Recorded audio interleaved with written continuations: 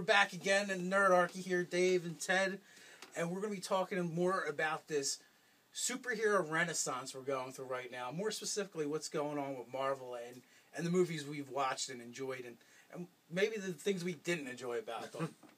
So let's start with, I guess the XMen kicked it off, so let's start there. So with XMen, the first movie, as I said before, not spectacular, but it kicked it off pretty good, and not a whole lot you could really complain about. They kept fairly true to the actual characters. There was a lot of intrigue. You got to have the little romantic three-way between Cyclops, Jean Grey, and Wolvie, which to those who get into Wolverine, that's an ongoing thing.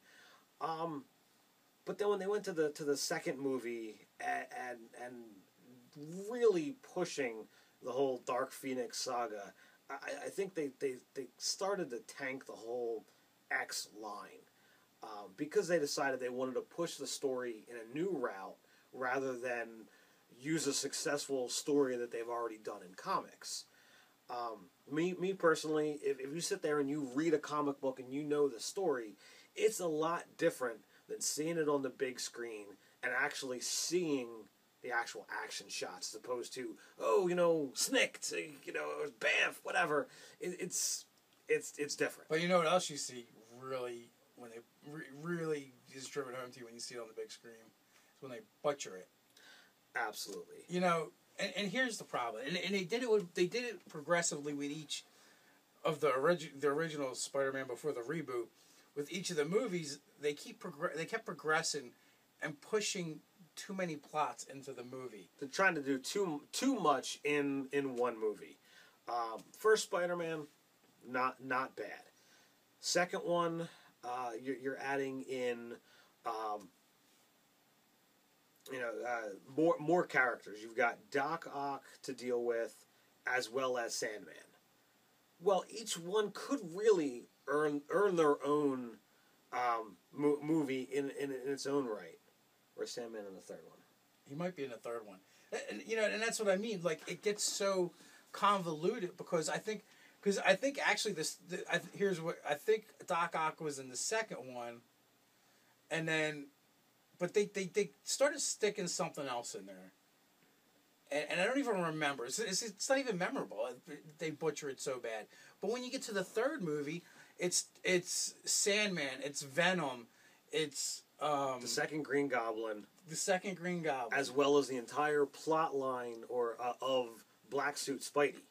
You really can't do justice to the story of having a full character change of Black Suit Spider-Man to have the suit then switch over to Venom and then deal with Venom. And the reason why I even brought it up is because you talked about the Dark Phoenix saga, right? Which they tried to cram into half a movie. It's not even like the whole movie got dedicated to that. And like, that could be a trilogy all by itself. The Dark Phoenix saga was pretty incredible when I read it. And even going total apeshit Dark Phoenix, Jean had enough control of the body that she would not have obliterated the love of her life, Scott. I've never been a Cyclops fan. Being a Wolvie guy, Wolverine, to those of you who don't read him, I never liked, never liked Cyclops. It was always just, go away. All you are is a leader. Shut up.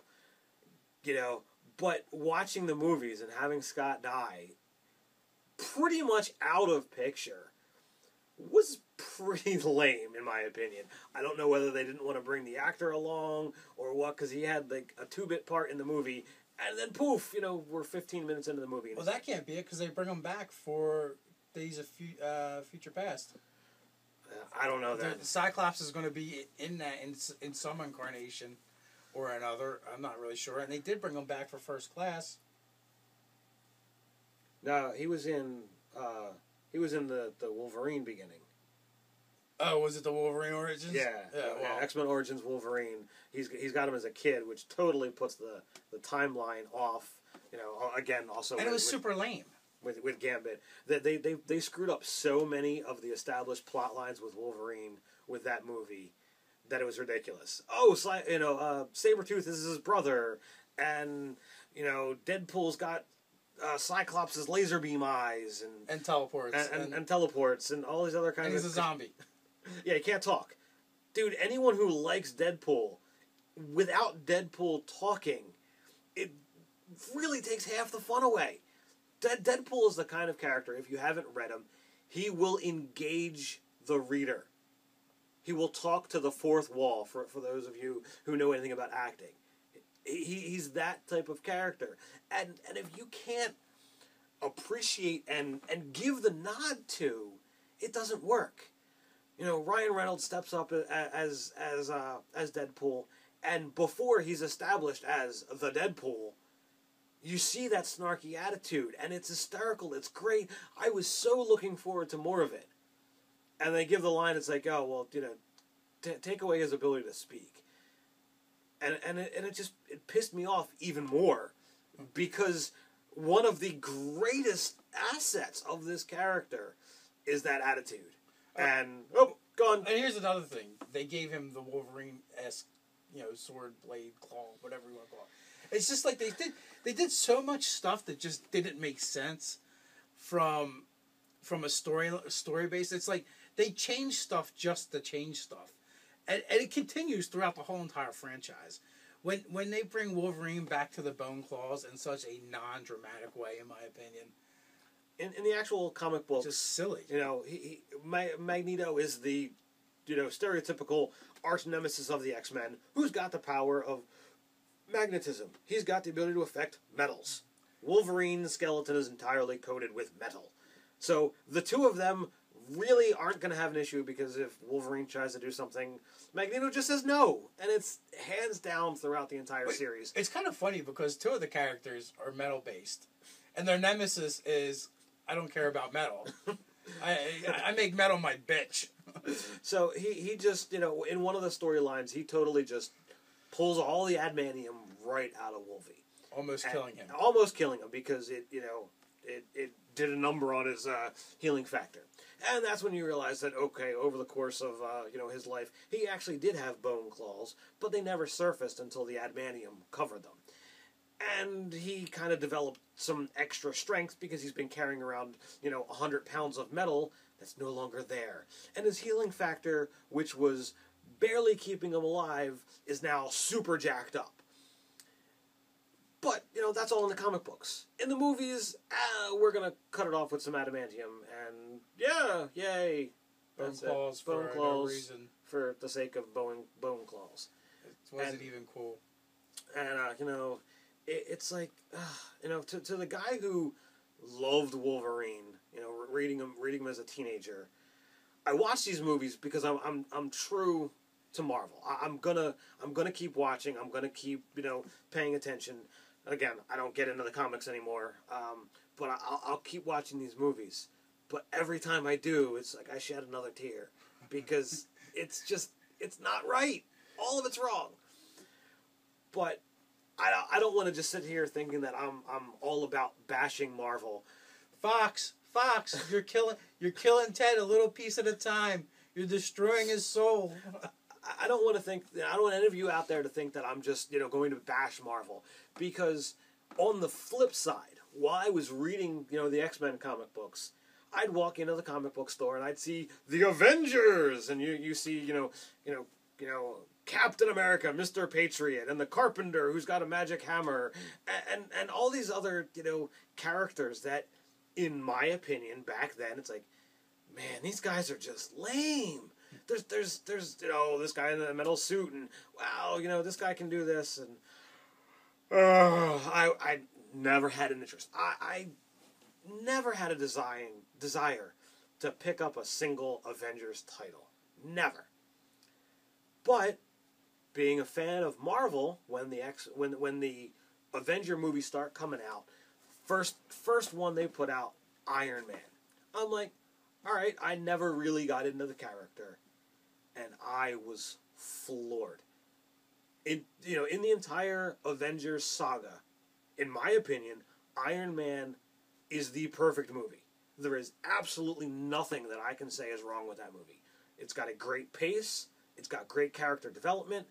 It's got compelling characters. Hey, you fanboys out there, we got the comment section for you. Let them have it if you want. Yeah. Feel free to tell me what's wrong with it. But in my opinion, that is up there. And the other movies just kept making these appealing characters that really, fleshed out real superheroes that made me say, yeah, X-Men, you did something wrong. Because not just real superheroes, but real people. When you introduce, Steve as Captain America, you've got this scrawny guy, and looking at me, I'm not real muscular, so I definitely can get that nod to the comic book geek that is that scrawny dude who is getting into fights and whatever. And he grows to be, this awesome superhero, and all the things he does is impressive. Again, pacing, no problems. They do the new, Incredible Hulk, and they do it right, because when they did the Hulk movie, I couldn't watch it. I heard so many bad reviews about it that it was just too painful. I did watch it. It was horrible. Even just the videography of the movie was so bad. Everything was black, and you couldn't make things out. I happened to channel surf to it once, and I said, let me give it 5 minutes and see whether it can get me. Did you make it to 5 minutes? No. Because what wound up happening is, when I had it on, the first thing I saw, okay, we've got a nighttime sky, and it's raining, and there's a bunch of trees, and this huge hulking form, kind of dancing in and around these trees, trying to do who knows what. And they do a close-up, and there's the Incredible Hulk, this gigantic green beast, crying. The Hulk can't cry! Are you kidding me? The whole point of him being the Incredible Hulk is when he is filled with rage, he is this terrifying monster. If he's not full of rage, he can't be the monster. He has to resort back to being Bruce Banner. He needs to be his human. So you can't be, I'm going to be mopey, sad, crying as the Incredible Hulk. It does not work. So you got about 90 to 120 seconds, less than 2 minutes, before I was so ticked off at this movie that I had to change it. And I'm so glad that they brought in a new writer, a new script, a new actor, and Edward Norton kicked ass as the Incredible Hulk. Love the movie. The really sad part is that first Hulk movie was worse than the 70s TV show. The TV show blew it away, in my opinion. I've only seen a little bit of clips here and there of the old show. I'm a little older than Ted. I used to watch it every Friday night. And yeah, at the time, it was what we had. It was great. Lou Ferrigno as the Hulk was awesome. It was a good show. So getting back into the whole Avengers saga, you've got, Thor and all these other characters. And anytime I hear about, there's going to be another, Avengers movie coming out, I'm looking forward to Winter Soldier. I'm looking forward to, next year for the next Avengers movie.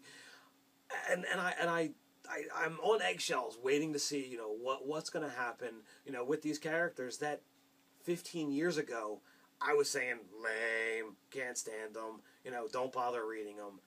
And on the flip side, I look at the characters that I thought were so compelling and making me want to spend my money on all these comic books, every week, and they're failing in the movies. And of course, you've got your other sideline, movies like Fantastic Four, Daredevil, Ghost Rider, and for some of you out there who think that they're not all that great and this and that, I love them. I happen to enjoy all of those. I don't think they were spectacular. They're not the blockbusters that the Avengers are, but they were compelling enough to watch. And for me, who really likes movies and really rewatches stuff, I have the DVDs. I'll watch them periodically, and I show them to my son, when he's, old enough to watch some of them, because he understands the thing about superheroes. He gets it. And, it's just like, I don't really have a desire to show him the X-Men ones because they're just, And he loves Spider-Man like every, 5-year-old boy out there has got to. And he watches the Spider-Man stuff, but he doesn't get the flow issues. He doesn't get the too much plot being crammed in. Maybe when he's older he will. He's 5. He wants to see Spider-Man punch stuff and shoot webs. Fly through the air. The reboot of Spider-Man with a new actor versus the Lizard Man, that I thought brought out more of the snarky Peter Parker that we who have read the books know and love, because that's what he's supposed to do. Whatever the other actor's name was, he did an okay job, but he either wasn't presented with good enough material, or just bit of writing too. I mean, they didn't write in. Spider-Man is known for being a wisecracking superhero. That's what he does. He tells bad puns and yeah, right. And then is wisecracking on the villains the whole time. That's what you expect. I watched the preview for the Amazing Spider-Man, and the whole line about when he's doing his first ounce of superhero. He's stopping a car thief, and the dude pulls out a little 3-inch knife, and he's like, "Oh no, you figured out my weakness! It's small metal knives!" And I'm laughing hysterical, because that is not only just flippin' funny, but it's a real nod to that wisecracking personality that was developed over years of this character. And as long as they continue that and keep the plot lines, to a, narrow margin, I expect good things to go, and hopefully they've learned from the mistakes of Spider-Man 2 and Spider-Man 3. Who they should really look at if they want to understand how to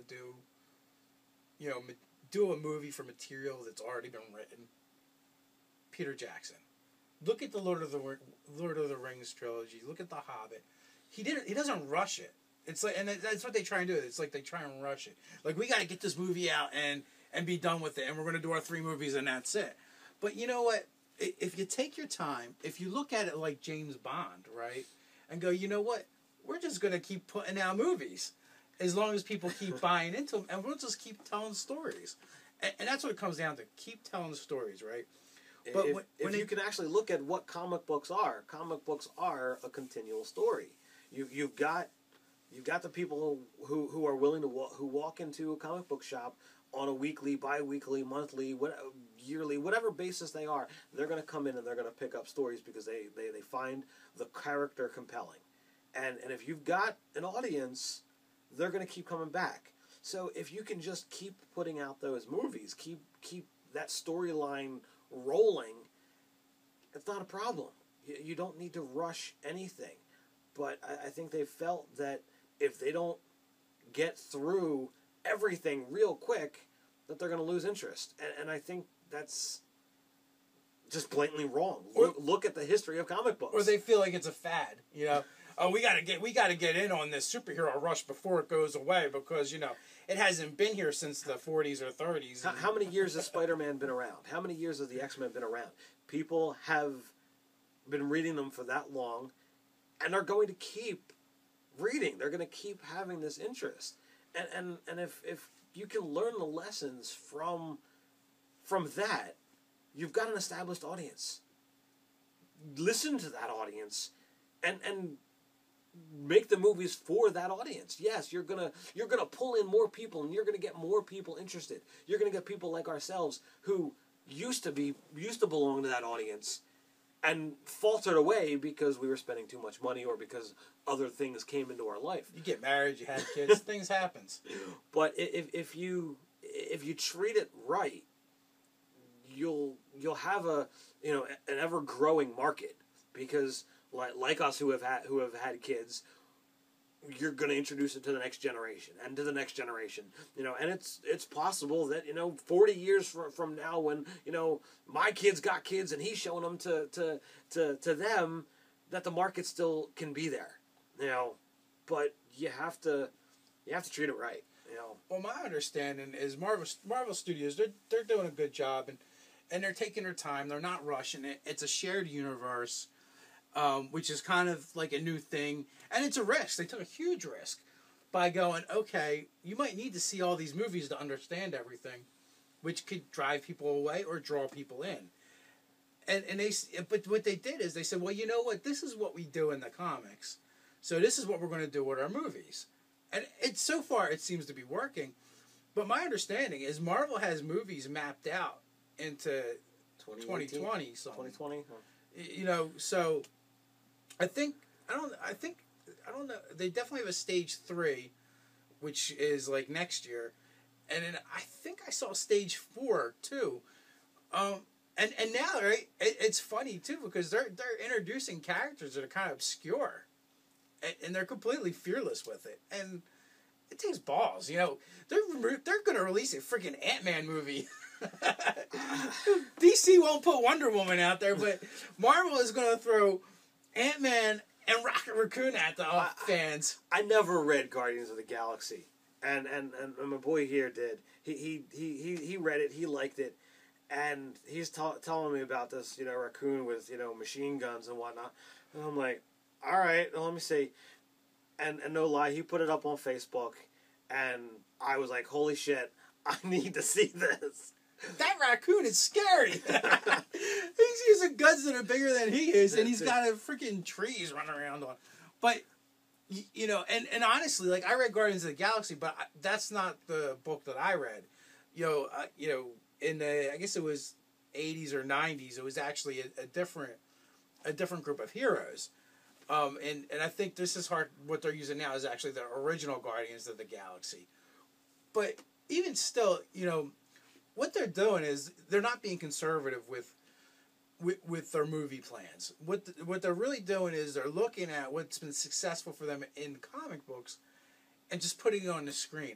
Maybe they update their characters because, you know, some of these characters were developed back in the 60s, 70s, and whatnot. But they're not fundamentally changing who the character is. You know, like, for instance, you know, Nick Fury. He's still the same Nick Fury. He's just black now. But he's still a hard ass. You know, and he still has an eye patch. and he's just a badass. And that's awesome. Now we have, right, Fantastic Four about to reboot again. Again, like, I watched the other two, and I was entertained, and I felt they could have been better. But now they're talking about, okay, we're going to make Doctor Doom a woman, and now Johnny Storm is black, but Sue Storm is white, and they're supposed to be brother, which is so freaking stupid. You know what?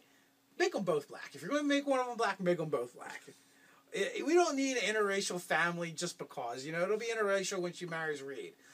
So, like, I don't even care about that. I know some of the fans are upset because they're casting the wrong type of... I don't actually care. What I care about is like, congruency and consistency.